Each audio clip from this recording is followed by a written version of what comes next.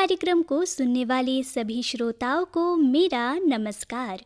सबसे पहले आप सभी को मेरी यानी रीशा की ओर से नवरात्रि की ढेर सारी बधाइयाँ। श्रोताओं, आज से नवरात्रि का पर्व आरंभ हो चुका है और इसी पावन पर्व के उपलक्ष्य पर आज पेश है एक बेहद ही खास कार्यक्रम। आज आप जान पाएंगे नवरात्रि से जुड़ी ढेर सारी बातें। तो चलिए बिना देर किए आरंभ करते हैं आज के इस विशेष कार्यक्रम को। श्रोताओं, हिंदू धर्म में शारदीय नवरात्रि का विशेष महत्व है। आश्विन मास के शुक्ल पक्ष की प्रतिपदा तिथि से शारदीय नवरात्रि की शुरुआत होती है और इस बार ये शुभ तिथि आज के दिन यानी 15 अक्टूबर रविवार को है। शारदीय नवरात्रि के पहले दिन घट स्थापना या कलश स्थापना के बाद से ही भक्तगण माँ दुर्गा के 9 स्वरूपों की 9 दिन तक पूजा अर्चना करते हैं और व्रत भी पालन करते हैं। कुछ लोग नवरात्रि की प्रतिपदा और अष्टमी तिथि का व्रत रखते हैं तो कुछ पूरे 9 दिन तक व्रत रखते हैं। नवरात्रि के 10वें दिन विजयादशमी का पर्व मनाया जाता है, जिसे दशहरा के नाम से भी हम सभी जानते हैं। जब भगवान राम ने रावण पर विजय प्राप्त की, तब वो चैत्र नवरात्रि का इंतजार नहीं करना चाहते थे और आश्विन मास की प्रतिपदा को ही दुर्गा पूजा उन्होंने आयोजित की। तभी से शारदीय नवरात्रि की धूम होने लगी। देवी पुराण में भी भगवान श्री राम द्वारा शारदीय नवरात्रि का व्रत और शक्ति पूजन करने का वर्णन मिलता है। इसके साथ ही आश्विन मास में ही माँ दुर्गा ने महिषासुर नामक राक्षस पर आक्रमण कर दिया और उससे 9 दिन तक युद्ध किया और 10वें दिन राक्षस का वध कर दिया। इसलिए 9 दिन तक माँ दुर्गा की पूजा शक्ति के रूप में की जाती है। आश्विन मास में ही शरद ऋतु की शुरुआत हो जाती है, इसलिए आश्विन मास की नवरात्रि को शारदीय नवरात्रि कहा जाता है। शारदीय नवरात्रि में घर घर में माँ दुर्गा की पूजा की जाती है और व्रत किया जाता है। माँ दुर्गा की सच्चे मन से पूजा अर्चना करने से भक्तों की मनोकामनाएं पूरी होती है और माँ दुर्गा का आशीर्वाद भी बना रहता है। नवरात्रि में माँ दुर्गा की पूजा शक्ति के रूप में की जाती है और पश्चिम बंगाल में इस नवरात्रि के समय दुर्गा पूजा का उत्सव मनाया जाता है।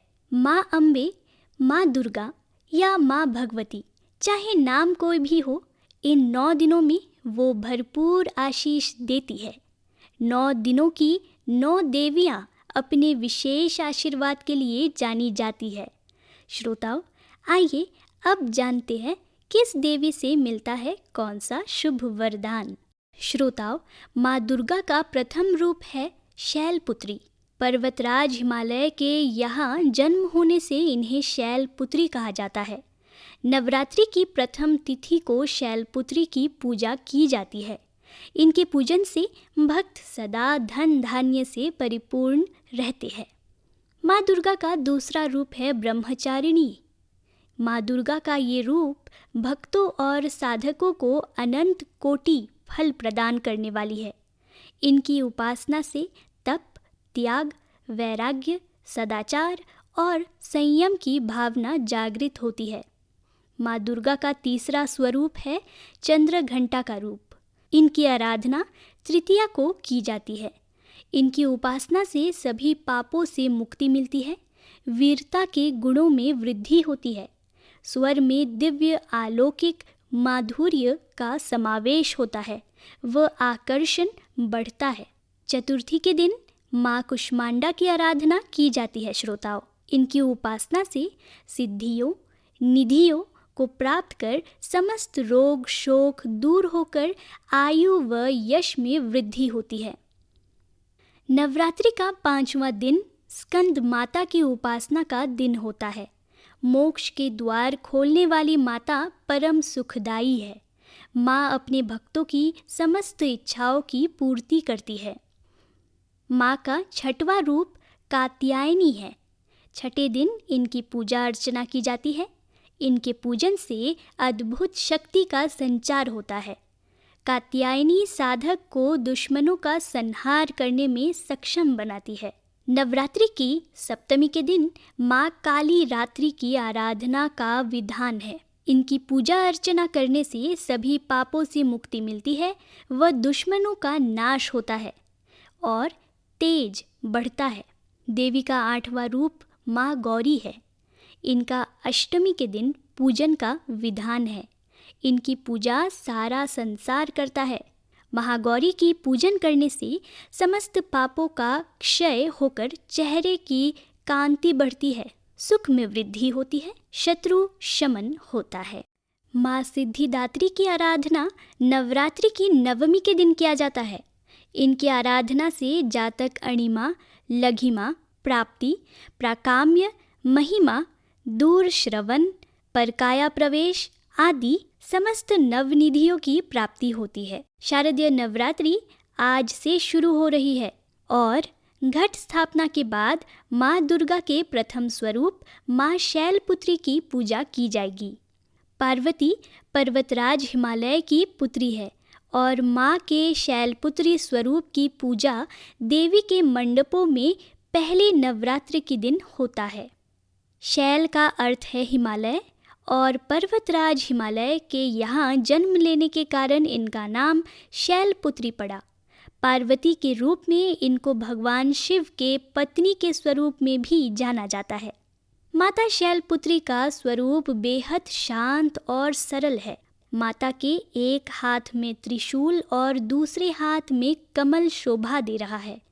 माँ अपने नंदी नामक बैल पर सवार होकर संपूर्ण हिमालय पर विराजमान है। इसीलिए माता शैलपुत्री को वृषारूढ़ा और उमा के नाम से भी जाना जाता है।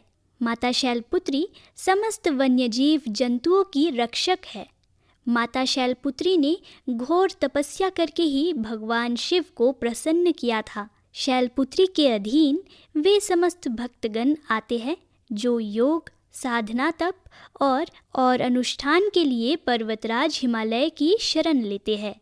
माँ अपने भक्तों की मनोकामनाएं हमेशा पूरी करती है और साधक का मूलाधार चक्र जागृत होने में सहायता मिलती है। नवरात्रि के पहले दिन से जुड़ी आइए एक पौराणिक कथा भी आपको सुनाते हैं।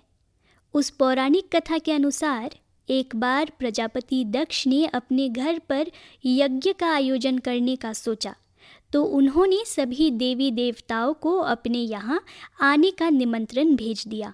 लेकिन राजा दक्ष ने भगवान शिव को नहीं बुलाया। देवी सती को लगा था कि उन्हें भी बुलावा भेजा जाएगा, परंतु उनके यहाँ यज्ञ में आने का निमंत्रण नहीं आया। फिर भी देवी सती को उस यज्ञ में जाने का मन हुआ, लेकिन शिव जी ने उन्हें मना कर दिया। शिव जी ने सती को बोला कि अभी उनके पास यज्ञ में जाने के लिए कोई निमंत्रण नहीं आया है, इसलिए वहाँ जाना ठीक नहीं होगा। फिर भी देवी सती ने उनकी बात नहीं मानी। बार बार यज्ञ में जाने का आग्रह करने के कारण भगवान शिव ने उन्हें जाने की अनुमति दे दी।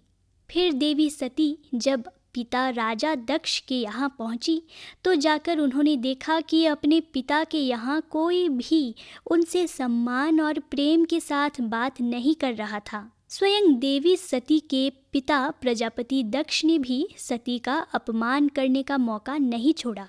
इस प्रकार वहाँ मौजूद सभी लोग सती के साथ रूखा व्यवहार कर रहे थे। लेकिन जब सती जी की माता ने अपनी बेटी को देखा तो प्यार से गले लगा लिया, परंतु अन्य सभी का ऐसा व्यवहार देखकर सती बहुत ही दुखी हो गई। तब अपना और अपने पति शिव जी का अपमान उनसे सहन न हुआ। इसके बाद इस अपमान से अत्यंत दुखी होकर सती ने उसी समय वहाँ यज्ञ की अग्नि में कूदकर स्वयं के प्राण त्याग दिए। जैसे ही भगवान भोलेनाथ को इस बात की जानकारी हुई तो वे भी बहुत दुखी हो गए। इसके बाद दुखी भगवान शिव क्रोध से आग बबूला होते हुए राजा दक्ष के यहाँ गए और तुरंत यज्ञ को ध्वस्त कर दिया। मान्यता है कि माता सती ने ही फिर हिमालय की पुत्री शैलपुत्री के रूप में जन्म लिया। श्रोताओं, ये थी एक पौराणिक कथा माता शैलपुत्री से जुड़ी हुई। नवरात्रि का त्योहार पूरे देश भर में मनाया जाता है। खास करके पश्चिम बंगाल में इस पर्व को दुर्गा पूजा कहते हैं।